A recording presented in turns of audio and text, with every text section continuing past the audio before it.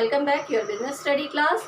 So student, yesterday I taught you about the features of principal management, and today's our topic is importance of management principles. कि importance क्या है management principal की, कैसे management principal एक अच्छा role play करते हैं मैंने एडमिनिस्ट्रेटिव एक्टिविटीज़ को और मैनेजमेंट को स्मूथली चलने में। ठीक है, तो यहाँ पे पहला पॉइंट जो हमारा है वो है providing managers with useful insight into reality. तो क्या रियलिटी हमें पता चलती है, जो मैनेजमेंट के प्रिंसिपल हैं बेटा वो गाइडलाइन है मैनेजर्स के लिए, और उस गाइडलाइन से जो मैनेजर्स की नॉलेज होती है, नॉलेज इम्प्रूव होती है, उसकी एबिलिटी, अंडरस्टैंडिंग ऑफ सिचुएशंस की, सिचुएशन को कैसे समझना है, या understanding of worker also, and to learn, help to learn from their mistakes. और मैनेजर्स ने जो वो गलतियां कहीं पे उससे हो जाती हैं उनको किस तरीके से रिमूव कर सकता है, वो सारी चीज़ें हमारे को इन प्रिंसिपल्स से पता चलती हैं। तो these are the very important principles and these are working very smoothly in working condition of employees. ठीक है, अब सेकेंड पॉइंट हमारा आता है ऑप्टिमम यूटिलाइजेशन ऑफ रिसोर्सेज। तो ऑप्टिमम यूटिलाइजेशन ऑफ रिसोर्सेज क्या है, देखिए बेटा कहीं पर भी हम हैं तो रिसोर्सेज क्या होते हैं, हमारे बहुत लिमिटेड होते हैं। ठीक है, अब उन लिमिटेड रिसोर्सेज का ही मुझे मैक्स टू मैक्स यूज़ करना है और उस रिसोर्सेज से ही ज़्यादा से ज़्यादा वर्क करना है। तो एफिशिएंसी हमारी इंक्रीज तभी होती है जब हम जो हमारे पास रिसोर्सेज हैं उनका फुल्ली यूटिलाइजेशन करते हैं।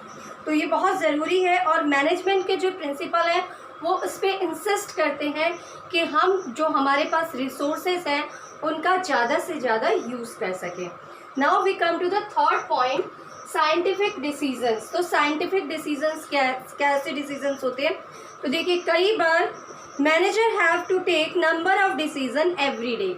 मैनेजर्स को हर दिन नए नए डिसीजन लेने पड़ते हैं, and the management principle enable to manager to approach various problems systematically and scientifically. तो मैनेजर्स को जब ये सारे प्रिंसिपल्स पता होते हैं तो जो उसके पास नई नई प्रॉब्लम्स उसके डे बाय डे आती रहती हैं, उन प्रॉब्लम्स को वो सिस्टमैटिकली और साइंटिफिकली वेरी इजीली हैंडल कर लेता है। तो these principles are very important for management. Now we come to the next, meeting changing environment requirement. तो मीटिंग चेंजिंग एनवायरनमेंट रिक्वायरमेंट क्या है, देखिए एनवायरनमेंट, बिजनेस में जो बिजनेस एनवायरनमेंट है, तो अभी आप ने नहीं पढ़ा है तो देखिए कौन कौन सा एनवायरनमेंट होते हैं हमारे पास। 5 तरीके के हमारे पास बिजनेस में एनवायरनमेंट होते हैं। तो वो एनवायरनमेंट जो होते हैं वो डायरेक्टली इफेक्ट करते हैं हमारे बिजनेस को। तो इन जो बिजनेस में हमारे चेंजेस हो रहे हैं, इन चेंजेस को हमें ढूंढना है कि कौन कौन से चेंजेस हो रहे हैं, और उसके लिए एम्प्लॉय को ट्रेन करना है, उसे बताना है कि अगर इस तरीके के चेंजेस आते हैं तो आपको उससे किस तरीके से सर्वाइव करना है वहाँ पे। तो यहाँ पे लिखा हुआ भी है, देखिए आपकी बुक में, management principle train the managers in implementing the change in right direction and the right level in the organisation. Although management principles are relative and general guidelines, yet by modifying these principles change can be made in the organization। तो अगर कुछ भी changes की requirement होती है तो उसे manager change कर लेता है, बट उसके लिए उसको इन मैनेजमेंट प्रिंसिपल्स के बारे में कंप्लीट इंफॉर्मेशन होना ज़रूरी है। अब हम नेक्स्ट पॉइंट पे आते हैं, इफेक्टिव एडमिनिस्ट्रेशन। तो इफेक्टिव एडमिनिस्ट्रेशन क्या है, administration is the function of top level management. This function major plans and policies are formed. यहाँ पर हम क्या करते हैं, पॉलिसीज बनाते हैं, प्लान्स बनाते हैं, and the management principle act guideline base various administration policies. तो और वो जो प्लान और पॉलिसीज हमारी बनाई जाती है वो बेसिकली हमारी किस पे बनाई जाती हैं, सिस्टमेटिक वर्किंग। किसके लिए बनाई जाती है वो, हमारी सिस्टमेटिक वर्किंग के लिए। तो सिस्टमेटिक वर्क में काम हो, सारा स्मूथली वर्क हो, तो इसके लिए बहुत ज़रूरी है इफेक्टिव एडमिनिस्ट्रेशन। अब इसके बाद हमारे पास नेक्स्ट पॉइंट आता है, fulfilling social responsibility.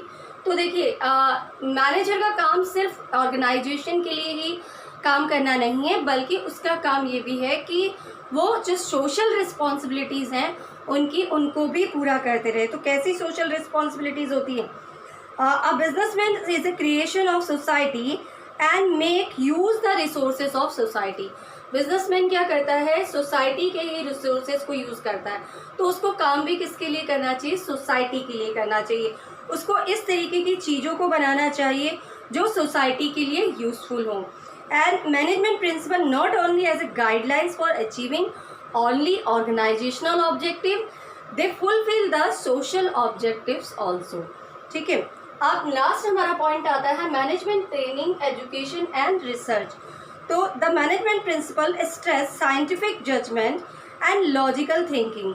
As a result these principle act as a base of doing research and development. तो ये जितने भी सारे प्रिंसिपल्स हमारे बने हैं प्रिंसिपल ऑफ मैनेजमेंट में, ये सारे एक साइंटिफिकली बने हुए हैं और प्रीवियस ऑब्जर्वेशंस पे बने हुए हैं।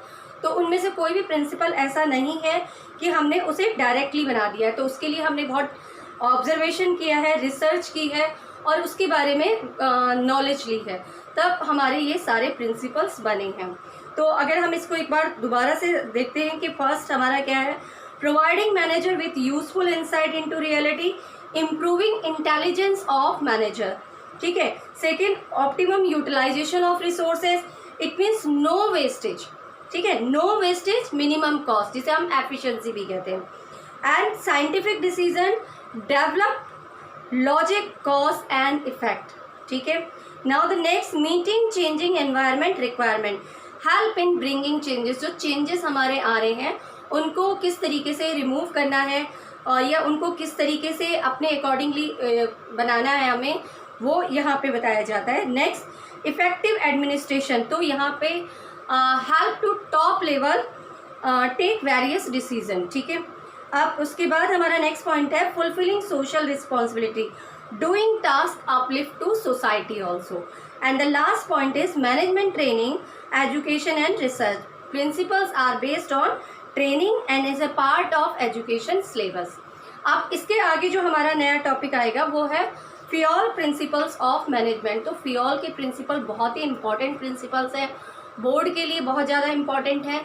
तो इस टॉपिक को आप मिस नहीं करेंगे बिल्कुल भी, और इस वीडियो को देखिए, ध्यान से सुनिए, ताकि आपको आगे आने वाले प्रिंसिपल जो मैं पढ़ाऊँगी वो आपको ईजीली क्लियर हो जाए। Thank you and have a nice day.